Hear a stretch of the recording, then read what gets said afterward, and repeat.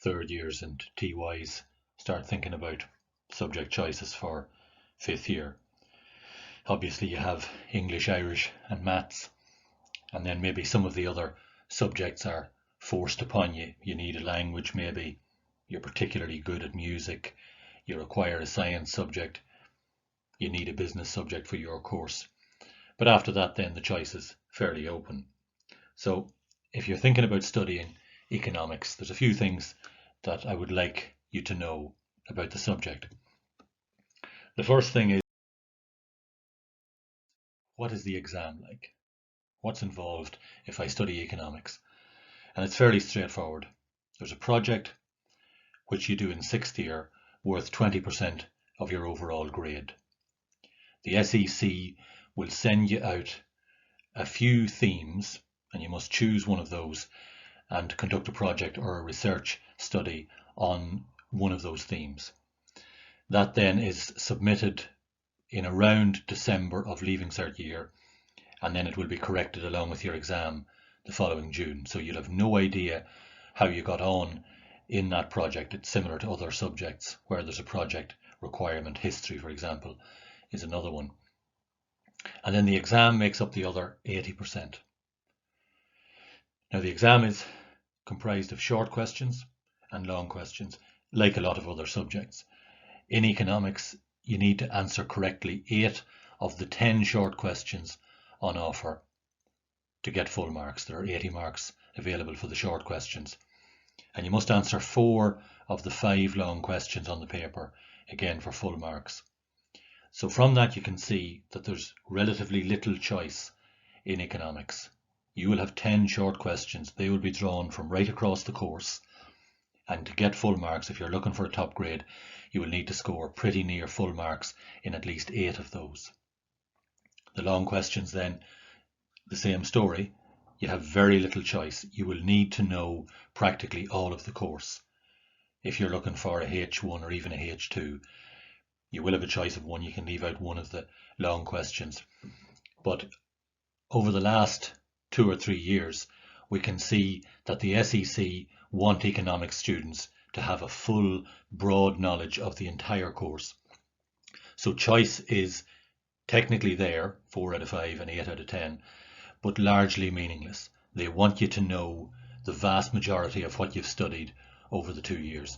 And I think that's very important that people realize that. You can go into other subjects, perhaps history, perhaps geography, whatever it might be, and there can be a fairly decent choice available. And that even used to be the case in economics. You could leave out large enough parts of the entire course. You cannot do that now. You must study all of the course, even the parts that you find difficult or technical, because the parts that you enjoy can be examined along with those other parts. So it's not like you'll have question 1 will be on topic 1 and question 2 will be on topic 2. Question 1 could be on topic 1 and 3, and question 2 could be on topic 2 and 4. And maybe you didn't enjoy, let's say, topic 4. So I want people just to bear that in mind. It's an immensely enjoyable subject, but the exam is demanding.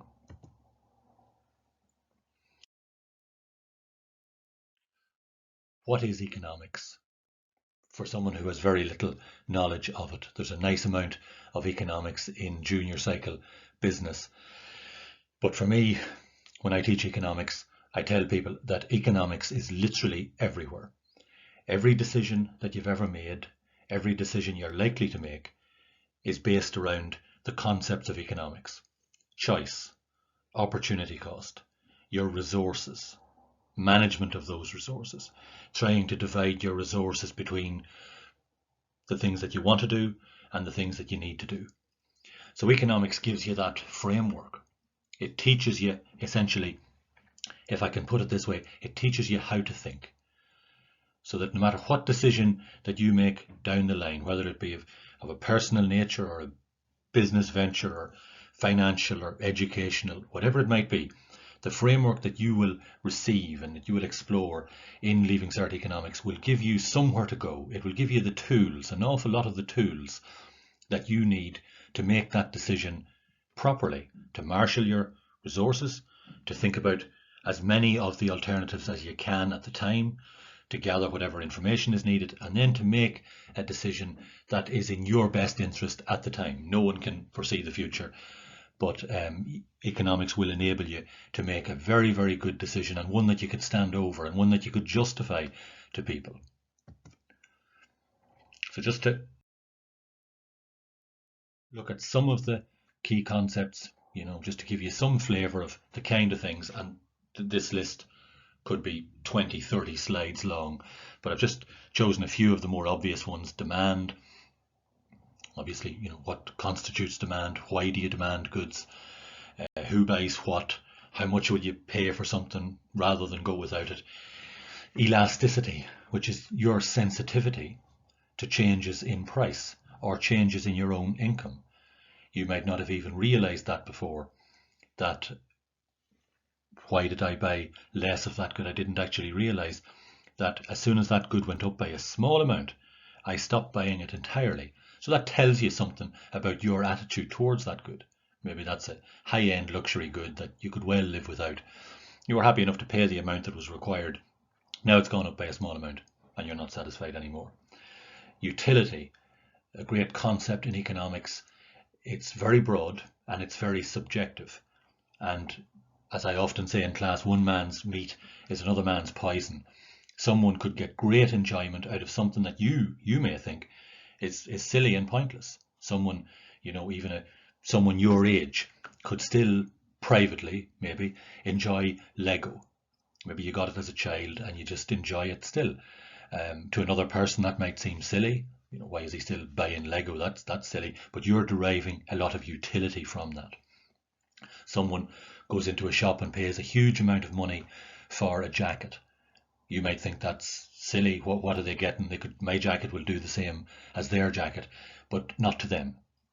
So we look at those concepts. There's a lot of philosophy in economics, even though people may do things that we disagree with. We look at those things through an economic lens and we can see, well, it makes sense to them. Therefore, they are rational. They're a rational consumer. National income, that affects us all. What is GDP? What is growth? What will help these things to grow? And the economic indicators. What is a bond? What's the rate of unemployment? What's the rate of interest? What effect will that have on the economy? And many, many, many others. I would say at this point that if there's things on this list that you're looking at and thinking, that seems technical to me, maybe economics is not for you. There's no shame in it. It doesn't suit everyone. It is a great subject to study, but if you don't have that interest in finding out these things and listening to newspaper columnists discussing the latest things that they've found out, or economists on TV, or television shows, or podcasts, or YouTube videos, or wherever you get your information, every time you see something about economics, no, that's not for me, you turn that off, then the subject is not for you. And then at least this short video has maybe done its job. And just then to look at, some of the FAQs, the frequently asked questions that I get asked as a teacher. Is there much maths involved? People often ask me that. Is there much maths involved in economics? Very little. And certainly the maths that is there is of a lower order. Ordinary level maths for Leaving Cert would be more than enough. You don't need to be, it's helpful naturally, but you don't need to be an expert at maths. We look more at, rather than performing the calculations, it's more interpreting the answer that we get from the calculations.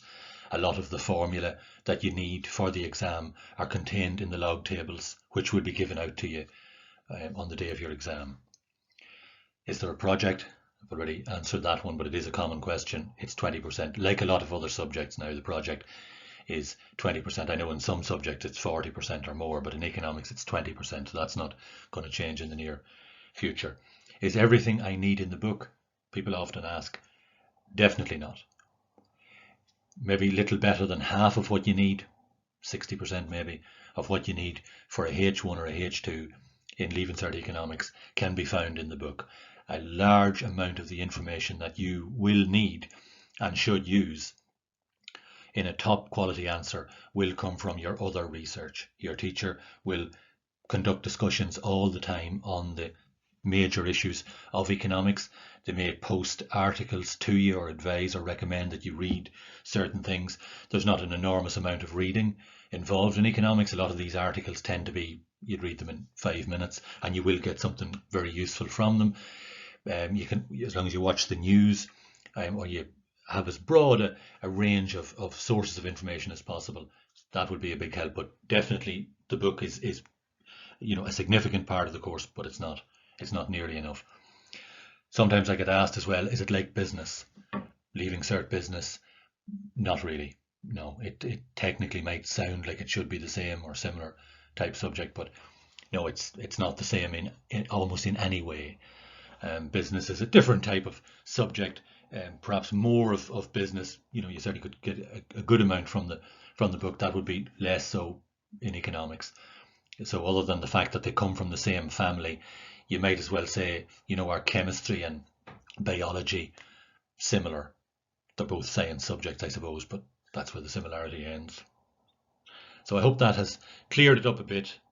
I would certainly encourage you, if you're thinking along these lines, think seriously about economics. It's a brilliant subject. But bear in mind the other things that I've said, particularly with regard to the exam and also the outside learning that's needed. Maybe that might make the decision for you.